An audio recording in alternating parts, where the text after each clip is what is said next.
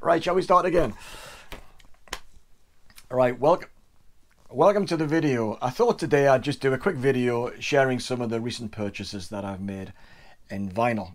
And the first one is, there's about half a dozen albums here. First one is Under the Pink by Tori Amos. Now, I was a big fan of Tori Amos in the 1990s. Saw her live, bought Little Earthquakes and all the CD singles that came off that album, the debut. And she did a fantastic version of Smells Like Teen Spirit from Nirvana. This was her second album, and I was intrigued to see whether I could rekindle my interest in her music by buying albums that I've had in the collection on CD for years, but I've never listened to in the way that I listen to vinyl. You know, sitting in the sweet spot, in the music room, giving it full concentration. My verdict is that this is much better than I remember, and I'm definitely going to be buying Little Earthquakes very shortly. The second album I want to talk about is from Daniel Lanois, and this is called Player Piano. Lanois, of course, you'll know as the ace producer behind Wrecking Ball by Emmylou Harris or Mercy by Bob Dylan. He's worked with Eno, he's worked with U2 over the years. He's noted for very atmospheric, understated guitar and sound effects, that atmospherics that sit around the regular instrumentation, which makes the albums that he's involved with sound, like I suggest, very atmospheric, very interesting. Really maintains your attention very, very well. Anyway, this is him just basically playing piano, and he acknowledges he's not an ace piano player, but it's him and the piano. There's one or two little guitar pieces in parts in here, but are very, very understated. And there's more atmospherics around the actual piano playing itself. But lovely melodies, really interesting, and definitely an album that's worth checking out if you like Lanois. The third one, just listen to this one just once. It was delivered a couple of weeks ago. It's The Truth by Prince. Prince in the acoustic, late night listening. This is beautifully atmospheric again. It just sounds so good. I mean, Prince was what a giant of music. Absolutely fantastic. And of course, this doesn't include any dance numbers. This is just the relaxed, laid back, as I say, late night or Sunday morning listening. But yeah, it sounds absolutely great. The songs are very, very high quality. Very, very impressed. Something a bit different that I just bought a couple of days ago, in fact, and that is, I'm going to mess up this pronunciation, so excuse me, but this is a piece by Henryk Górecki, Polish composer. Now he's very fit, and this is the Symphony of Sorrowful Songs. Now this symphony was initially released, or was written, published in 1977, I think, and it came to prominence around 1992, I think it was, when this album became a big seller.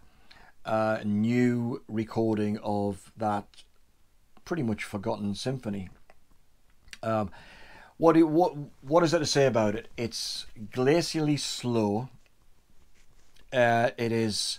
There's some singing on it, but not much. And the lyrics of these songs are related to scribblings on the wall of a prison cell during the time of the Second World War in Poland.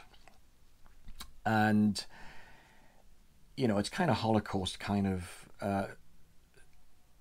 related theme behind all of this. Anyway, I'm not explaining that very well, but anyway, I had this album for years on CD, and I picked up the vinyl version not that long ago. But anyway, I was attracted to this one because the singer on this occasion is Beth Gibbons, her of Portishead.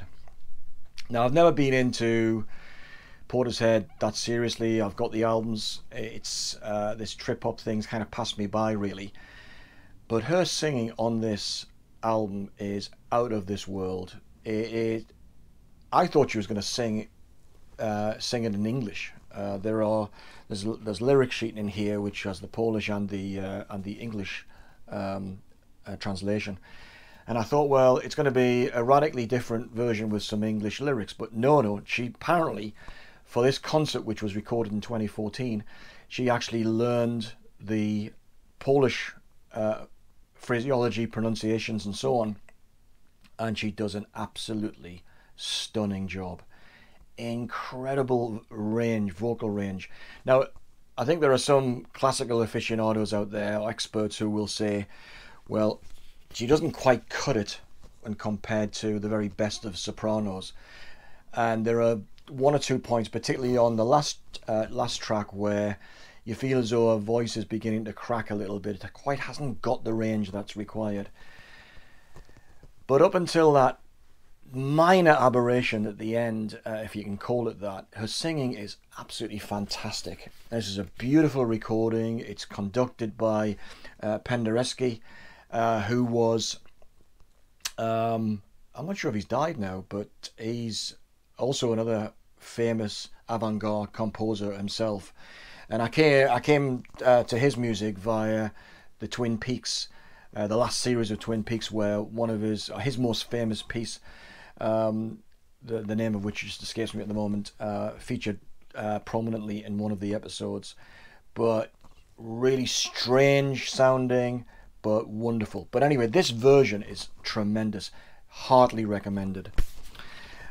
This one, completely different. Whoops. This is Coldplay's last album, Music of the Spheres. Now, what can I say about this? Not a big Coldplay fan. I've got most of the albums, but I'm not a big fan, to be honest. I like this album, Viva La Vida. Brian Eno was involved in the production of this album, and there are something about this album that is hung around for this album. So this is kind of big on atmospherics. Again, the word I've used several times already in this video. This is not Coldplay at their most poppy.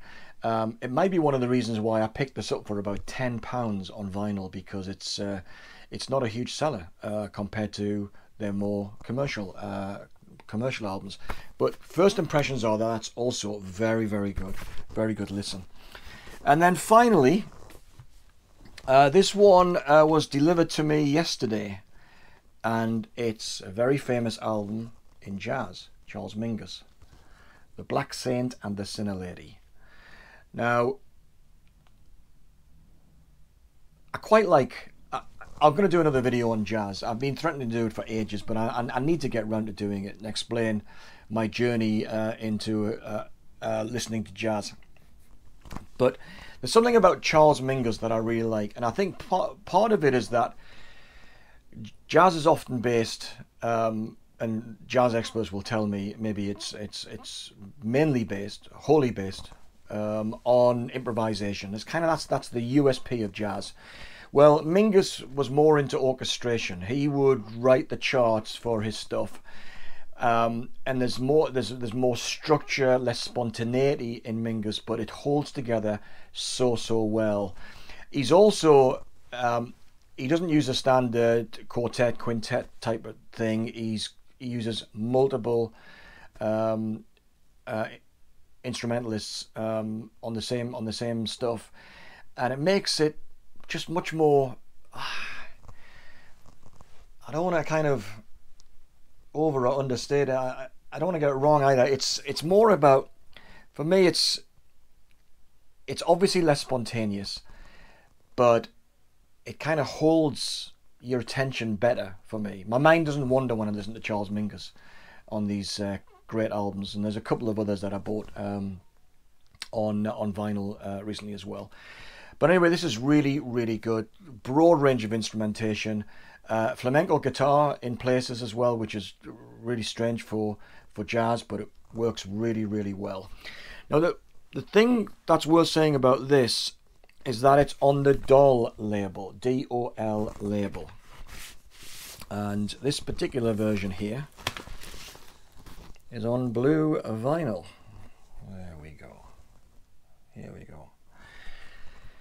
Now, there are people out there, the mobile fidelity types, who will tell you that Doll is a cheap label. It's a cheap rip-off of music that is of questionable copyright ownership, and that might be unfair, but it's kind of produced in Europe, and they sell them cheap. So I bought a lot of my jazz vinyl in the 1990s, where I was picking up Blue Note reissues for £5 a time, and these days, of course, the same albums would be, you know, 25 to 35 pounds. This album I bought, as I say, arrived yesterday. It cost me £11. The other ones did too. Now, it's probably a digital file that's gone on to, it's been mastered for vinyl. So it's not off the original analog tapes, but it sounds great. And as for the vinyl, I mean, it's blue, it's pretty, but it's flat and it's super quiet. Now, I've bought, you know, loads of new vinyl over the last few years, including albums by Pink Floyd, where you'd expect the production standards to be of the highest quality at the highest level, but that's not the case. For £11, I've got an almost perfect sounding vinyl copy of a classic album that isn't quite, probably doesn't quite have that analog authority, that analog credibility for the real analog freaks, but for somebody who's got, you know, I wouldn't say a passing interest in jazz. I do listen to jazz. But for someone who listens to jazz, just even if this is not the best recorded version of it that's possible on vinyl, I'm sitting in that chair over there listening between the speakers and giving it my full attention. As far as I'm concerned, that has more to do with the satisfaction of the listening experience than whether it was mastered by Bernie Grundman or somebody else for that matter. So yeah, I can heartily recommend these DOL reissues. And is there a hype sticker in here somewhere? Yeah, there's a hype sticker. You can see some of the classic albums, mainly Blue Note, I think, might all be Blue Note, that have been reissued on this label and can be picked up dirt cheap. So yeah, that's I'll get rid of my jazz video in due course. But I really enjoyed listening to that twice last night. It was really, really great. So heartily recommended. So that's some of my recent purchases. I hope there's a few there that you might think, I was thinking about that one. Maybe I'll go ahead based upon what Dave said. Anyway, good luck with your purchases and good luck with your listening. And I'll see you on the next video. Thanks for watching. Ta-ra.